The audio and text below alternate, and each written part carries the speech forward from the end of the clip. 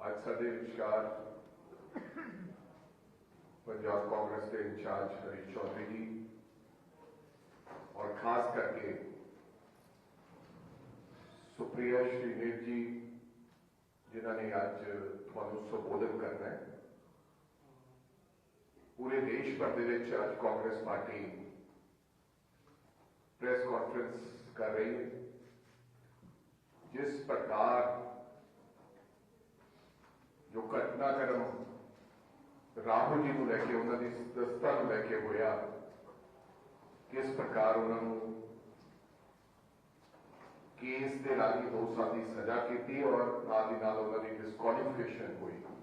उहदे साडे नाल साडे सीनियर लीडर भी है, सुप्रिया जी थानू विस्तारपूर्वक दसणगे कि किवें ये घटना को अंजाम देना है। बेनती करूंगा कि सुप्रिया जी थानू संबोधित करें। Thank you. Thank you very much. आप सबको मेरा सत श्री अकाल। सम्मानित मंच और यहाँ पर आए हुए मेरे मीडिया के साथियों, मैं आपको पहले एक कहानी सुनाना चाहती हूँ और उस कहानी से आप निष्कर्ष निकालिए कि क्या अन्याय हुआ है, क्या मिस्टीरियस सर्कमस्टेंसेस थे या नहीं थे। एक प्रोसेस होता है रिवर्स इंजीनियरिंग। आपको पता है रिजल्ट मुझे ये चाहिए तो मैं पीछे के कदम बनाना शुरू करता हूं। रिवर्स इंजीनियरिंग के इस प्रोसेस पे मोदी सरकार ने मन बना लिया था कि राहुल गांधी जी की सदस्यता को रद्द करना है, सदस्यता को खत्म करना है। और वो मन तब बना जब 7 फरवरी 2023 को राहुल गांधी जी ने 50 मिनट के अपने संबोधन में नरेंद्र मोदी और गौतम अडानी की कलई खोलकर रख दी, उनका बेनकाब कर दिया, उस सच्चाई का पर्दाफाश कर दिया जो आज सारा देश पूछ रहा है। ये रिश्ता क्या है अडानी और मोदी का, और अडानी पर इतने मेहरबान क्यों है मोदी और जांच क्यों नहीं कराते हैं। रिवर्स इंजीनियरिंग ये थी कि हमें इनको डिस्क्वालीफाई करना है, इनकी सदस्यता रद्द करनी है, क्योंकि जब जब ये सदन में बोलेंगे तब तब और पर्दाफाश होगा। तो रिवर्स इंजीनियरिंग में रिजल्ट पता था, अब उसके लिए ट्रिगर चाहिए था। ट्रिगर क्या हो सकता है? एटलीस्ट 2 साल की सजा इनको मिले जिससे कि इनकी सदस्यता रद्द हो जाए, ये ट्रिगर था। अब उस ट्रिगर के लिए एक ऐसा केस चाहिए था कि वो काम तुरंत हो जाए। तो बाकी जो फर्जी केसेस में फंसाया हुआ है इन्होंने राहुल जी को, उसमें तो तुरंत कार्रवाई हो नहीं सकती थी। तो इन्होंने तुरंत कार्रवाई के लिए एक ऐसा केस ढूंढा जिसमें कि इनको तुरंत सजा हो जाए। और वो केस इनको सूरत की एक अदालत में मिला जो कि डोरमेंट पड़ा हुआ था, डेड पड़ा हुआ केस था। और एक ऐसा केस था जिसमें याचिकाकर्ता ने, जो पेटिशनर है, उसने हाई कोर्ट में जाकर उस कार्रवाई पर रोक लगाने के लिए एप्लीकेशन डाली हुई थी, रोक लगी हुई थी। उस केस को पुनर्जीवित किया जाता है, वो एप्लीकेशन विड्रॉ करी जाती है, अभी उसके बारे में बात करूंगी। 15 से 20 दिन के अंदर सारी कार्रवाई हो जाती है, जजमेंट रिजर्व हो जाता है और 23 मार्च को जजमेंट आता है। और जजमेंट आता है 2 साल की सजा का। ये अनप्रेसिडेंटेड है इंडिया की न्यायपालिका, इंडिया की जुडिशियल हिस्ट्री में आज तक अवमानना के लिए जिस जुर्म में उनको फंसाया जा रहा था, उसके लिए कभी भी 2 साल की सजा नहीं मिली है। लेकिन ये 2 साल की अगर सजा नहीं मिलती तो राहुल गांधी को डिस्क्वालीफाई ये नहीं कर पाते। अगर सजा 1 साल 11 महीने 29 दिन की होती तो राहुल गांधी जी का डिस्क्वालिफिकेशन नहीं होता। तो मैं आपके सामने ये कहानी इसलिए बयां कर रही हूं क्योंकि रिजल्ट जो मोदी सरकार चाहती थी वो था कि राहुल गांधी जी सदन में ना रहे, उनकी सदस्यता रद्द करी जाए, और सारा स्वांग रचा गया कि कैसे उस निष्कर्ष पर पहुंचा जा सके। और कुछ भी और कहने से पहले मैं 3 तथ्य आपको और बताना चाहती हूं। राहुल गांधी जी का माइक स्विच ऑफ किया जाता है। वो 7 तारीख का जो उद्बोधन करते हैं, जो भाषण देते हैं, उसके 18 अंक एक्सपंज किए जाते हैं। और वो सारे अंक है, मैंने क्योंकि वो खुद से देखा और पढ़ा है, वो सारे अंक है जहां पर मोदी और अडानी का साथ में नाम आ रहा है। कोई फैक्चुअल इंफॉर्मेशन एक्सपंज नहीं करी गई है, शब्द एक्सपंज किए गए। जहां जहां मोदी और अडानी का नाम साथ आ रहा है वो 18 अंक एक्सपंज कर दिए जाते हैं। भारत जोड़ो यात्रा के 45 दिन बाद एकदम से दिल्ली पुलिस जागती है, उसको नाम चाहिए महिलाओं के। 3 दिन में 2-2 बार राहुल गांधी जी के घर दिल्ली पुलिस पहुंच जाती है। उनकी सदस्यता रद्द करने के लिए एक जजमेंट आ जाता है, 2 साल का उनको सजा मिलती है और उससे उनकी सदस्यता चली जाती है। तो ये जो सारा प्रकरण है, ये जो स्वांग रचा गया, ये दिन दहाड़े लोकतंत्र की हत्या, लोकतंत्र का चीरहरण और विपक्ष की सबसे मजबूत आवाज को, जो आपकी आंख में आंख डालकर मोदी और अडानी के संबंध पूछता है, उसको चुप कराने का प्रयास है। लेकिन वो डरपोक कायर तानाशाह ये भूल गया कि जितना आप सच को दबाइएगा उतनी ताकत से सच उभरता है।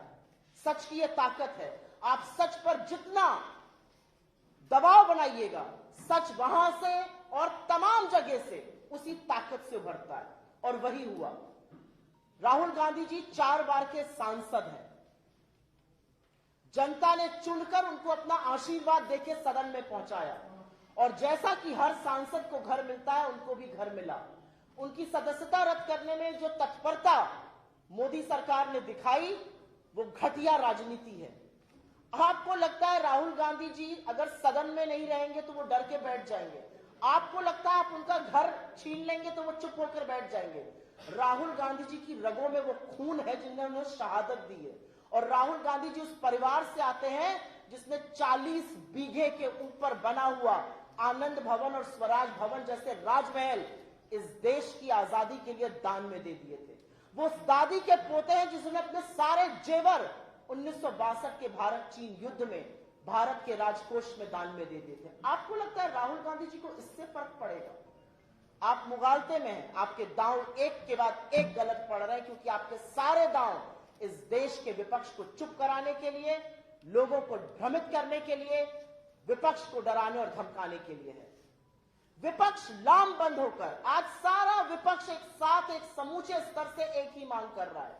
अडानी के ऊपर आक्षेप बहुत सारे हैं, अडानी के ऊपर आक्षेप बहुत गंभीर हैं, आरोप बहुत गंभीर हैं, उनकी जांच कराइए, जेपीसी गठित करिए।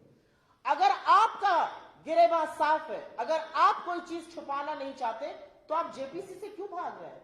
75 साल में पहली बार सत्ता पक्ष सदन नहीं चलने दे रहा है।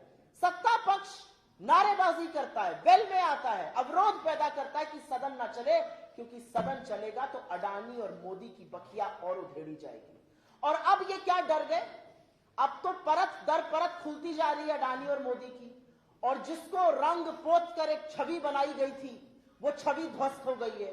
उस व्यक्ति का कायरता, उस व्यक्ति का खोखलापन आज सारा देश देख रहा है। और आज सारा देश यही सवाल पूछ रहा है जो हम सदन में और सड़कों पर पूछ रहे हैं, कि ऐसा क्या है जो पूरी की पूरी सरकार, पूरा तंत्र, सारे मंत्री, सारे सांसद, गृह मंत्री से लेकर प्रधानमंत्री नरेंद्र मोदी तक एक व्यक्ति के बचाव में मोर्चा संभाले हुए हैं। एक व्यक्ति के बचाव में सब लोग मैदान में उतर गए, और वो व्यक्ति गौतम अडानी है। और अब मैं कुछ सवाल दोहरा देती हूं जो राहुल गांधी जी ने सदन में उठाए थे और लगातार उठा रहे हैं।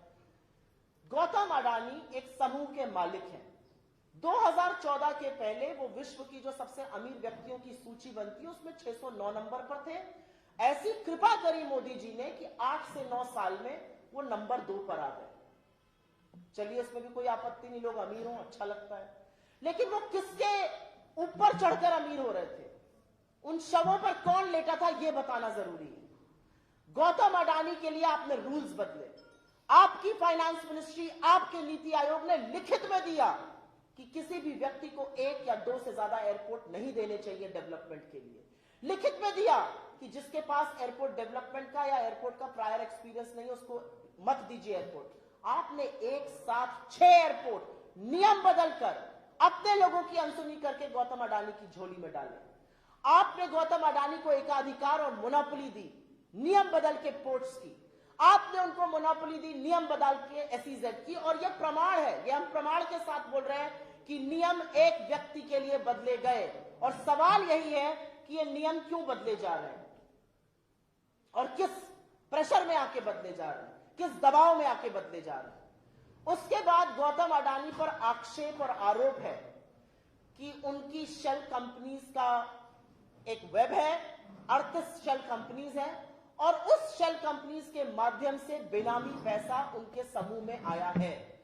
गौतम अडानी इस देश के पोर्ट्स के, एयरपोर्ट्स के, रिन्यूएबल एनर्जी के, सीमेंट के, तमाम ऐसे क्षेत्र के, डिफेंस के एकाधिकार, he is a leading monopoly in these sectors. और सरकार को फर्क नहीं पड़ता है, चीनी नेशनल का नाम आ रहा है, चाइनीज नेशनल का, सरकार को फर्क नहीं पड़ता कि अगर बेनामी पैसा आ रहा है तो ये किसका पैसा है, और ये उन क्षेत्रों में आ रहा है जो हमारे लिए स्ट्रेटेजिक, रणनीतिक और घातक साबित हो सकते हैं। अगर कोई और होता तो सरकार की ईडी, सरकार का सीबीआई, सरकार का directorate of revenue intelligence, income tax department, SFIO, MCA, RBI, SEBI, एडा, हर एजेंसी लग गई होती। लेकिन गौतम अडानी की जांच नहीं करना चाहती है सरकार। और एक बहुत बड़ा प्रश्न यह उठता है कि गौतम अडानी के समूह में एलआईसी और एसबीआई ने पैसा क्यों लगाया। Domestic mutual fund Gautam Adani के समूह में पैसा नहीं लगाते हैं। किसने मजबूर किया उनको कि पैसा लगाया। और यह भी एक सच है कि एलआईसी ने जो पैसा लगाया था 29,000 करोड़, वो पैसा डूब गया, आज उनका इन्वेस्टमेंट नेगेटिव है। इसका जवाब कौन देगा? और इसका जवाब देने का काम और दायित्व केंद्र की सरकार पर है। लेकिन केंद्र सरकार की एक भी एजेंसी जो विपक्ष के पीछे पड़ जाएगी, जो उनसे सवाल करने के पीछे पड़ जाएगी, जो ब्यूरोक्रेट्स के पीछे पड़ जाएगी, जो रेगुलेटर्स के पीछे पड़ जाएगी, गौतम अडानी की जांच नहीं कराना चाहते। और ये लोग ऐसे लोग हैं कि ये बिना पलक झपकाए झूठ बोलते हैं। ये क्या छिप रहे हैं? Supreme court committee. Supreme court की जो कमेटी है वो गौतम अडानी की जांच करने के लिए नहीं बनी है। सुप्रीम कोर्ट की कमेटी का टर्म्स ऑफ रेफरेंस बिल्कुल क्लियरली इंडिकेटेड है, रिव्यू ऑफ रेगुलेटरी फ्रेमवर्क। वो नहीं पूछ रहे कि 82 गुना कैसे उनके स्टॉक्स बढ़ गए, वो नहीं पूछ रहे कि ये जो 20,000 करोड़ है ये किसके लगे हैं अडानी समूह में, वो नहीं पूछ रहे कि शेल कंपनीज किसकी है, वो नहीं पूछ रहे कि ये जो चीनी नेशनल है ये कौन है। ये काम सरकार का है और सरकार ये काम करना नहीं चाहती है। और हमारे लिए यह मुद्दा इसलिए जरूरी है क्योंकि जब गौतम अडानी 1600 करोड़ रुपए प्रति मिनट कमा रहे थे तो इस देश के लाखों लघु मध्यम उद्योग, लाखों एमएसएमईज लगातार बंद हो रहे थे। जब गौतम अडानी 609 नंबर से 2 नंबर की कुलाचे मार रहे थे तो 83% इस देश की आबादी की आय घट रही थी और उसके बारे में इन्होंने कुछ नहीं किया। उसके बाद आप इनसे महंगाई की बात करिए तो ये कहते हैं हम लहसुन प्याज नहीं खाते। आप इनसे रोजगार की बात करिए, कहते हैं पकौड़े तल लो। आप इनसे चाइना की बात करिए, ये कहते हैं कोई घुसा हुआ नहीं है। आप इनसे अडानी की बात कर लीजिए तो 2 घंटा 40 मिनट नरेंद्र मोदी 2 सदनों में बोलते हैं, कांपते हाथों से पानी पीते हैं क्योंकि डर के मारे गला सूखता है। जो सवाल राहुल गांधी ने उठा दिए, लेकिन उसके बाद भी ये कहते और करते कुछ नहीं है अडानी पर। तो सवाल बनेगा कि सारी सरकार, सारा तंत्र, सारी एजेंसीज क्यों इस्तेमाल करी जा रही है गौतम अडानी को बचाने के लिए। और मैं राहुल गांधी की बात कर लेती हूं, जो व्यक्ति 4000 किलोमीटर की पदयात्रा तय करता है कन्याकुमारी से कश्मीर, और इस आशय से करता है कि जो सपने और जो हौसले बिखर गए इस देश के उसको जोड़ना है मुझे, जो इस आशय से करता है कि हर धर्म, हर जात, हर समुदाय, स्त्री या पुरुष, हम सब एक बराबर हैं और हम सब का हक है हिंदुस्तान में। आपको लगता है कि वो किसी का अपमान कर सकता है? क्या वाहियात बातें करती है भारतीय जनता पार्टी। आज पूरी की पूरी भारतीय जनता पार्टी बेनकाब हो चुकी है। आज भारतीय जनता पार्टी बचाव कर रही है, डिफेंस कर रही है, डिफेंड कर रही है उन भगोड़ों को जो हिंदुस्तान के लाखों करोड़ रुपए की चपत लगाकर, चोरी कर इस देश से भाग गए और 9 साल से प्रधानमंत्री और पूरी उनकी सरकार झुंझुना बजाती रही, आपकी आंखों में धूल झोंकती रही, लेकिन एक भी व्यक्ति को ला नहीं पाए। कहां है नीरव मोदी, कहां है ललित मोदी, कहां है मेहुल भाई? क्यों नहीं ये लोग वापस देश लाए जा पा रहे हैं? क्योंकि कहीं ना कहीं सबकी साठ गांठ है, कहीं ना कहीं जिसको इस देश की हिफाजत करनी थी, जिसको इस देश के लिए खड़ा रहना था, वो इन चोरों की हिफाजत कर रहे हैं। मुझे समझ में नहीं आता क्योंकि राजनीति और सार्वजनिक जीवन में नैतिकता से भरा कुछ नहीं होता है। क्या सरकार की नैतिकता है कि आप भगोड़ों को आज बचाव कर रहे हैं, आप चोरों का बचाव कर रहे हैं, आप गौतम अडानी के उन आक्षेपों का बचाव कर रहे हैं जिसमें कहा जा रहा है कि वो बेनामी पैसा इस देश में ला रहे हैं, उसमें चीनी लोग इन्वॉल्व है। क्या हो गया है सरकार को? लेकिन ये देश देख रहा है और ये देश देख रहा है कि आपके जुल्म की जो ताकत है और पूरी ताकत से आप जुल्म कर रहे हैं। आप राहुल गांधी के ऊपर अपनी पूरी ट्रोल आर्मी छोड़ते हैं, वो कहते हैं मुझे फर्क नहीं पड़ता, मैं आपसे सीखता हूं। आप राहुल गांधी के ऊपर अपने सारे के सारे सांसद और मंत्री छोड़ देते हैं, वो अनर्गल झूठ बोलते हैं। यूके में उन्होंने ये कहा, यूके में उन्होंने वो कहा, उनको सदन में आकर बात करनी चाहिए। लिखित In writing, he has asked for permission from the speaker. In writing twice, मुझे सदन में बोलने का मौका दिया जाए। मिलकर बोला स्पीकर से, मुझे सदन में बोलने का मौका दीजिए, और स्पीकर उनसे हंस के कहते हैं, वो मैं कर नहीं सकता हूं, मेरे साथ एक कप चाय पी लीजिए। क्यों नहीं कर सकते स्पीकर? क्योंकि सबको पता था कि अगला भाषण फिर अडानी पर होगा और फिर बखिया उधेड़ी जाएगी नरेंद्र मोदी और गौतम अडानी की। तो सबसे अच्छा है संसद ही मत चलने दो, सदस्यता रद्द कर दो। और इस तरह के जुल्म राहुल गांधी के लिए नए नहीं है। आपके ट्रोल, आपके मंत्री, आपका तंत्र, आपकी एजेंसी क्या उन्हें भयभीत कर सकते हैं? जब एक व्यक्ति खड़ा होकर यह कह देता है कि मैं हर कीमत चुकाने के लिए तैयार हूं, जिस व्यक्ति ने लोगों के घर में, तो छोड़िए लोगों के दिल में घर कर लिया है, उस व्यक्ति के लिए आज पूरा देश अपने घरों के दरवाजे खोल के खड़ा हो गया है। आप देख रहे हैं ना सोशल मीडिया पे क्या ट्रेंड्स चल रहा है, मेरा घर आपका घर। हर व्यक्ति यह कह रहा है कि ऐसे व्यक्ति जो हमारे हक के लिए लड़ रहा है, उसके लिए हमारे घर के दरवाजे खुले हैं। और मैं अंत में सिर्फ एक बात कहूंगी, और यह बात कहनी जरूरी है। नरेंद्र मोदी और उनकी सरकार को लगता है कि बिना सत्ता के या बिना सदस्यता के राहुल गांधी चुप हो जाएंगे। सत्ता की जरूरत नरेंद्र मोदी को है, और इसलिए प्रधानमंत्री मोदी को सत्ता की जरूरत है, क्योंकि अगर उनके पास सत्ता नहीं रहेगी तो वो विपक्ष को प्रताड़ित कैसे करेंगे, लोगों के यहां ईडी कैसे भेजेंगे, लोगों के यहां सीबीआई कैसे भेजेंगे। नरेंद्र मोदी जी को सत्ता की जरूरत इसलिए है क्योंकि अगर सत्ता नहीं होगी तो भारत के सदन की कार्यवाही को लोकसभा टीवी 16-16, 17-17 मिनट के लिए म्यूट कैसे करेगा। अगर उनके पास सत्ता नहीं होगी तो सांसदों के माइक कैसे ऑफ करेंगे। अगर उनके पास सत्ता नहीं होगी तो राहुल गांधी की सदस्यता कैसे रद्द की जाएगी। लेकिन राहुल गांधी को सत्ता की इसलिए जरूरत नहीं है क्योंकि वो सच के साथ खड़े हैं, और सच का साथ देना सबसे बड़ा पराक्रम है। जिसके दिल में सच और साहस है वो गांधी की राह पर है, और महात्मा गांधी हमारी प्रेरणा है। यह अलग बात है कि प्रधानमंत्री मोदी को भी वैधता तो गांधी के नीचे ही सर झुकाकर मिलती है। मेरा अपना मानना है ये लंबी लड़ाई है। हम आह्वान करते हैं, शुक्रिया अदा करते हैं उन सब लोगों का जो इस लड़ाई में हमारे साथ खड़े हैं, क्योंकि ये लड़ाई सिर्फ राहुल गांधी की लड़ाई नहीं है। ये टेस्ट ऑफ डेमोक्रेसी सिर्फ इंडिया का नहीं है, ये उन शाश्वत सचों का इम्तहान है, उन बेसिक प्रिंसिपल्स ऑफ लाइफ का इम्तहान है जिसको सुनकर हम सब बड़े हुए।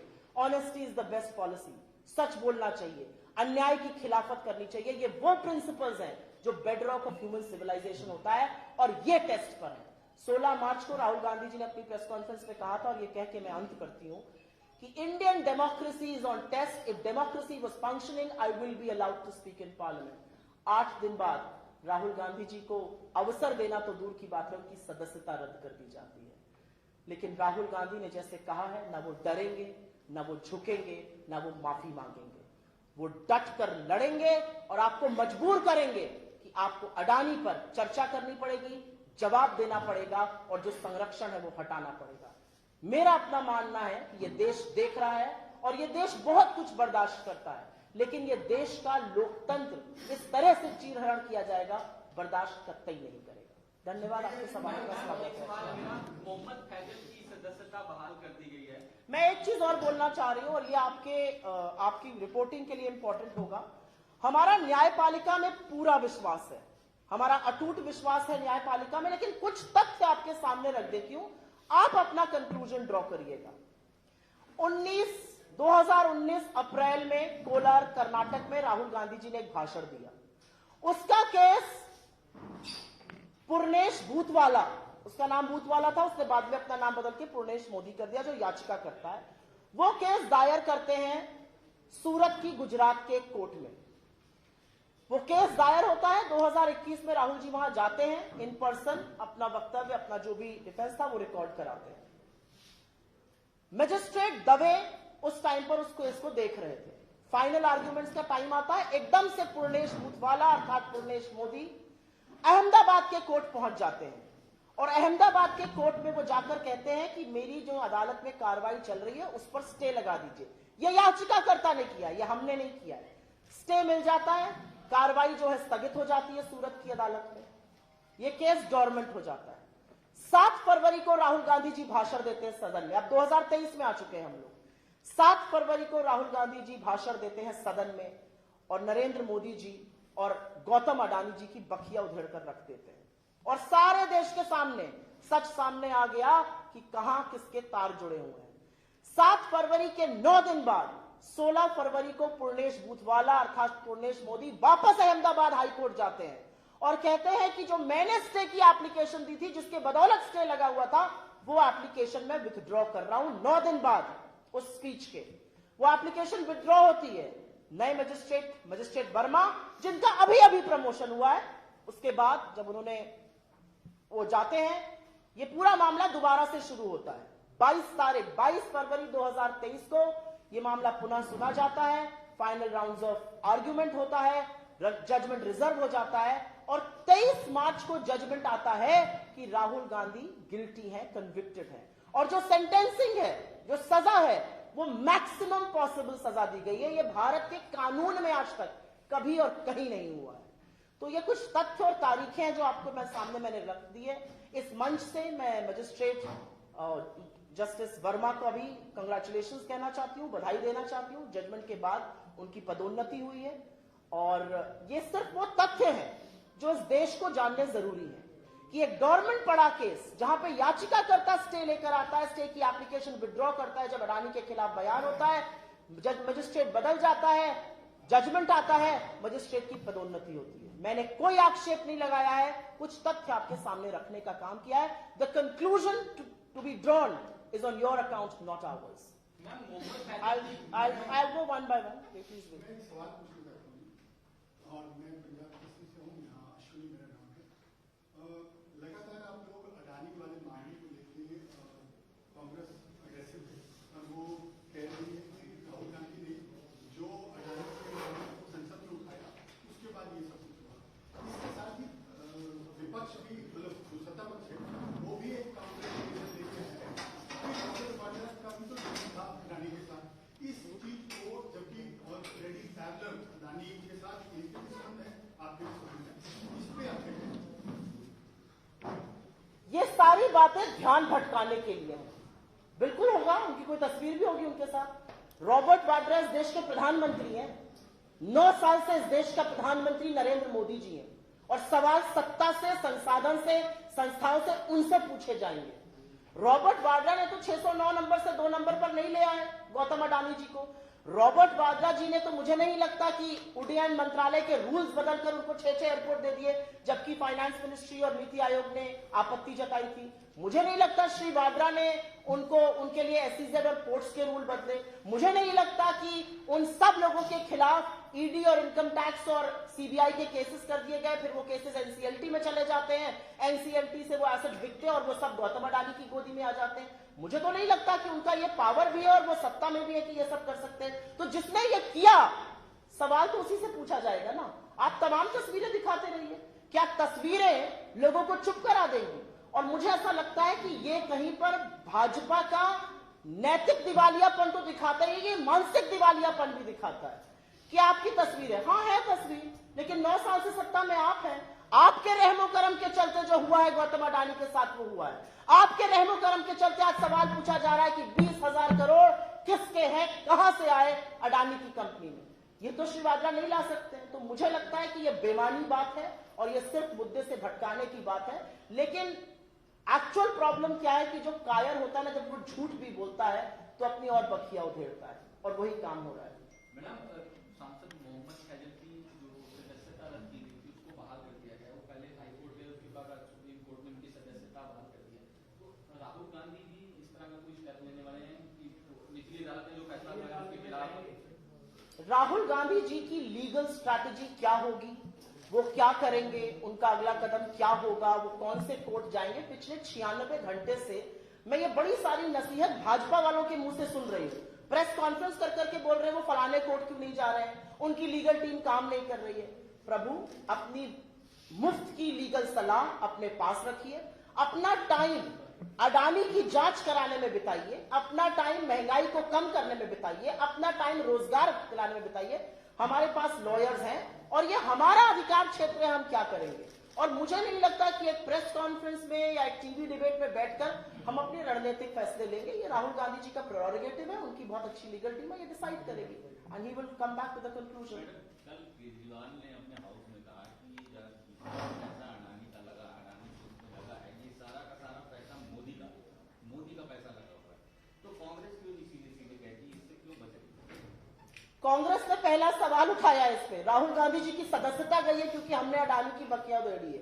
असलियत यह है कि कांग्रेस अगर ना इसके फोरफ्रंट पे रहती तो अडानी का नाम कब का लुप्त हो चुका होता।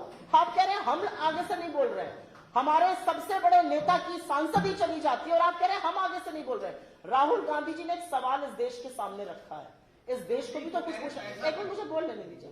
20,000 करोड़ किसके हैं?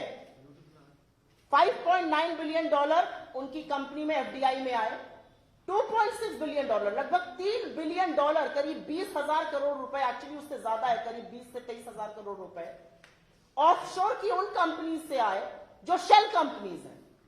ये पैसा किसका है? और मैं तो अपनी नेता की बात को दोहराऊंगी, अडानी इंफ्रास्ट्रक्चर बिजनेस में उनके पास इतना कैश फ्लो हो ही नहीं सकता। अब ये तो एक मिनट, कुछ तो जांच सरकार भी करेगी ना। सरकार ट्रोल बनने के लिए, सरकार फालतू के आक्षेप लगाने के लिए, सरकार बिना पलक झपकाए झूठ बोलने के लिए, सरकार सिर्फ दोस्ती निभाने के लिए तो नहीं बिठाए गए ना। सरकार में सरकार की एजेंसियां हैं, डायरेक्टरेट ऑफ रेवेन्यू इंटेलिजेंस है, इनकम टैक्स है, सीबीआई है, ईडी है, आरबीआई है, सेबी है, इंश्योरेंस रेगुलेटर है। ये सब लोग हरकत में आए ना। अगर हम ही आक्षेप लगाएं, हम ही सारे जांच कर दें तो हम सरकार चलाएंगे ना। सरकार जो चला रहा है उसके सामने हमने एक आक्षेप रखा है और ये सारी दुनिया कर रही है। और मैं आपकी जानकारी के लिए बता दूं, हमारी सरकार के मुंह पर ताला लगा होगा, हमारी सरकार के मुंह में दही जमी है, लेकिन दुनिया की सारी संस्थाएं अडानी के खिलाफ प्रोब कर रही हैं। यूके का fair price regulator, Elara capital जो अडानी में पैसा लगाता है उनके खिलाफ और अडानी के खिलाफ इन्वेस्टिगेशन कर रहा है। डाउ जोन्स और एसएनपी ने अडानी के स्टॉक्स को अपने इंडेक्स से निकाल दिया। स्टैंडर्ड चार्टर्ड, क्रेडिट स्विस और सिटी बैंक कहता है हम इनके बॉन्ड नहीं लेंगे। कल जो रिपोर्ट आई है उसमें तमामों ऐसी बातें आई हैं जो इनकी शेल कंपनीज के बारे में। तो अगर सवाल भी हम पूछेंगे, साक्ष्य भी हम देंगे, तो ये लोग क्या करने के लिए बैठे हैं? झुंझुना बजाने के लिए? नहीं, जवाब तो इनको देना पड़ेगा। समझिए ना क्वेश्चन है। अभी जो पंजाब का सिनेरियो है उसमें सरकार और बीजेपी के लेवल पे पूरा ये Khalistan. I want to stick to this topic. आज हमारी ये विशेष प्रेस कॉन्फ्रेंस इसी पर है, तो आप मुझे क्षमा करिएगा, किसी और दिन हम आपके बाकी सवाल लेंगे। हमारे पीसीसी इंचार्ज, लेकिन जवाब तो देने दीजिए, आप ही के मित्र हैं, आप ही के मित्र से जवाब देंगे। ये आपको कभी और जरूर बोलेंगे, but not today. Thank you. Jalandhar bypoll की डेट अनाउंस हो गई, किस तरह से देखते हैं? 10 तारीख को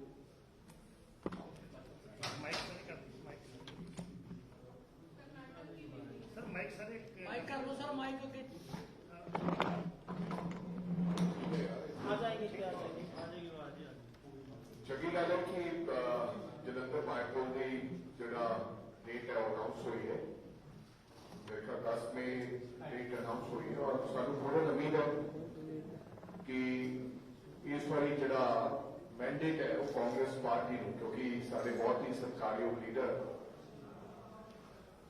चौधरी संतोख सिंह जी उतो मैंबर ऑफ पार्लियामेंट से 2 बारी, और पूरी उम्मीद है कि हम जी टिकट है कांग्रेस पार्टी ने धर्मपत्नी उन्होंने धर्मपत्नी को दी है और कांग्रेस पार्टी की पूरी तैयारी है और मैनू पूरी उम्मीद है कि असी जो बाय इलेक्शन है बड़े मार्जिन के नाल कांग्रेस पार्टी जीतेगी। मैं आपने क्योंकि कर्नाटक पर पूछा तो कर्नाटक पर बोलना जरूरी है, क्योंकि कर्नाटक की जो सरकार है वो इस देश की सबसे भ्रष्ट सरकार है, 40% कमीशन खोरी की सरकार है।